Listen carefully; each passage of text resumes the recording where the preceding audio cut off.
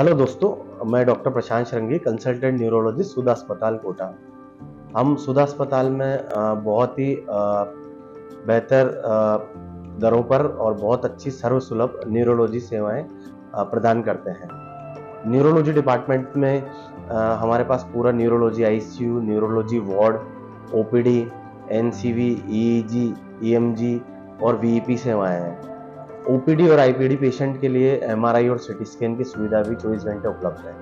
आज दोस्तों मैं बात करना चाहूँगा स्ट्रोक या लकवा इस विषय पर। हमारे हाड़ौती क्षेत्र में स्ट्रोक और लकवा बहुत ही ज़्यादा लोगों में इसका इंसिडेंस बहुत ज़्यादा है, बहुत ही कॉमन है ये, और इसके बारे में तरह तरह की भ्रांतियाँ हैं।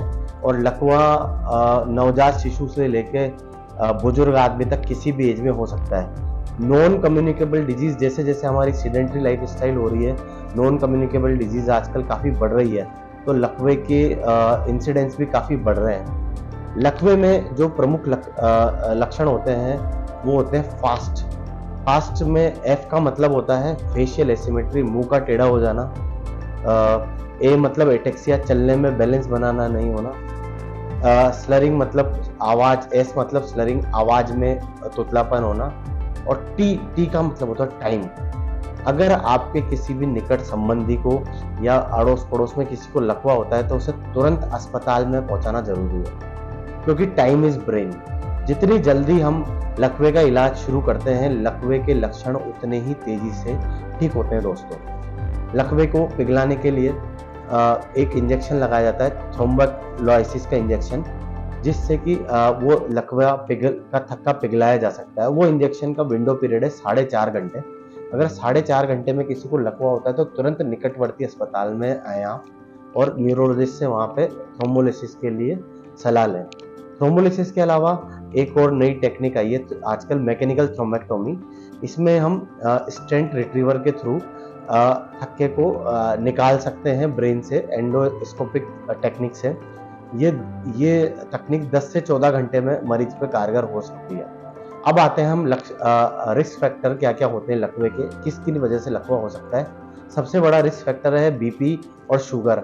हम देखते हैं कि कई हमारे मरीज समय पे बीपी और शुगर की दवाई नहीं लेते तो उनको अल्टीमेटली लकवा हो जाता है। Sedentary life style, lipid profile का बड़ा रहना, फिजिकल एक्टिविटी नहीं होना, खाने में घी तेल ज़्यादा लेना, हरी पत्तेदार सब्जियां, फ्रूट्स खाने में कम खाना, तनाव, ज़्यादा अल्कोहल और धूम्रपान का सेवन करना, ये सब कुछ कारण है जो लकवे की वजह से हो सकता है, जिनकी वजह से लकवा हो सकता है। दूसरा कारण होता है जेनेटिक। कई जैसे बच्चों में ब्रेन में ब्लड वेसल्स पहले से डैमेज होती है, या उन बच्चों के हार्ट में छेद होता है जिसको बोलते हैं पेटेंट फोरामेन ओवल, उसकी वजह से भी ब्रेन में क्लोट जम सकता है। कई बीमारियों की वजह से, ब्रेन इन्फेक्शन की वजह से भी लकवा हो सकता है। बुजुर्गों में लकवा होने के एक वजह है अनियमित धड़कन, जिसको कि लो नेफ बोलते हैं, इसकी वजह से भी लकवा हो सकता है। पर काम की बात यह है कि अगर लकवा होता है तो तुरंत अगर हम निकटवर्ती अस्पताल में जाते हैं तो जितनी जल्दी इलाज शुरू होता है उतनी जल्दी लकवा ठीक हो जाता है। दोस्तों, लकवे में पहले क्रिटिकल और स्टेबल फेज के बाद एक फेज आती है रिहेबिलिटेशन फेज, जिसमें कि एक्सरसाइज और फिजियोथेरेपी करवानी होती है। वो भी उतनी ही जरूरी है जितनी कि लकवे की मेडिसिनल थेरेपी। तो लकवे का तुरंत इलाज लिया जाए और अच्छी जीवन शैली अपनाई जाए, अच्छा भोजन किया जाए, व्यायाम को अपने जीवन शैली में इंक्लूड किया जाए, तो हम लकवे से बचा जा सकता है। दूसरा एक बहुत कॉमन न्यूरोलॉजिकल डिसऑर्डर है हमारे इलाके में, वो होता है मिर्गी के दौरे पड़ना या सीजर डिसऑर्डर। वो भी हमारे हाड़ौती रीजन में बहुत कॉमन है। और ये जो सीजर डिसऑर्डर है, इसके बारे में गाँव में खासकर भ्रांतियाँ पाली जाती है कि ये कोई देवीय रोग है, और किसी ये अंधविश्वास ऐसा पाला जाता है कि ये किसी शापित या शाप की वजह से हुआ है। दोस्तों, ये पूरी तरह एक भ्रांति है। ये एक न्यूरोलॉजिकल डिसऑर्डर है जो कि ब्रेन में एबनॉर्मल इलेक्ट्रिक एक्टिविटी की वजह से होता है। मिर्गी एक दिन के बच्चे से लेकर 100 साल तक के बुजुर्ग तक को भी हो सकती है, पर इसके कारण अलग अलग उम्र में अलग अलग होते हैं। मिर्गी पूरी तरह इलाज वाला बीमारी है, पूरी तरह ट्रीटेबल बीमारी है। ये भ्रांति बिल्कुल छोड़ दें कि मिर्गी लाइलाज बीमारी है या ये कोई देवीय प्रकोप है।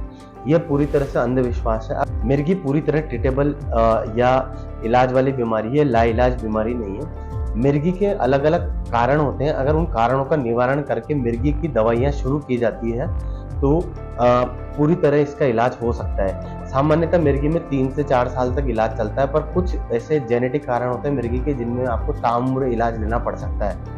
पर मिर्गी के बारे में ये भी एक भ्रांति है कि मिर्गी की दवाइयों की वजह से काफ़ी साइड इफ़ेक्ट होते हैं। ये सच नहीं है दोस्तों। आजकल मिर्गी की ऐसी नई-नई दवाइयाँ आई हैं जो पूरी तरीके से साइड इफ़ेक्ट से लेस है, कोई उनका एडवर्स इफ़ेक्ट नहीं है और मिर्गी भी उनसे पूरी तरह कंट्रोल रहती है।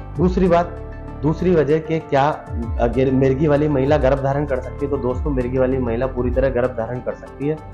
उसको यह है कि गर्भावस्था के दौरान मिर्गी की दवाइयाँ पूरी तरीके से लेनी चाहिए ताकि मिर्गी का दौरा नहीं आए। अगर मिर्गी का दौरा गर्भावस्था में आता है तो नवजात शिशु जो पेट में पल रहा है उस पर और माँ दोनों पे असर पड़ता है। मिर्गी की दवाइयों से गर्भावस्था पे, नवजात शिशु पे, लैक्टेशन पे, मासिक धर्म पे कोई प्रभाव नहीं पड़ता है। और अभी ऐसी नई लेटेस्ट दवाइयाँ हैं जिससे कि पूरी तरह से मिर्गी कंट्रोल की जा सकती है। बस आपको ये देखना है कि अगर आपके पास किसी को मिर्गी है तो उसका निकटवर्ती अस्पताल में न्यूरोलॉजिस्ट से सलाह लेके इलाज कराएं ताकि उसकी क्वालिटी ऑफ लाइफ अच्छी रहे और वो अपनी सामान्य लाइफ जी सके, खुशी के साथ जी सके। और मिर्गी की दवाइयों से उससे कोई साइड इफेक्ट भी नहीं होता है। Thank you.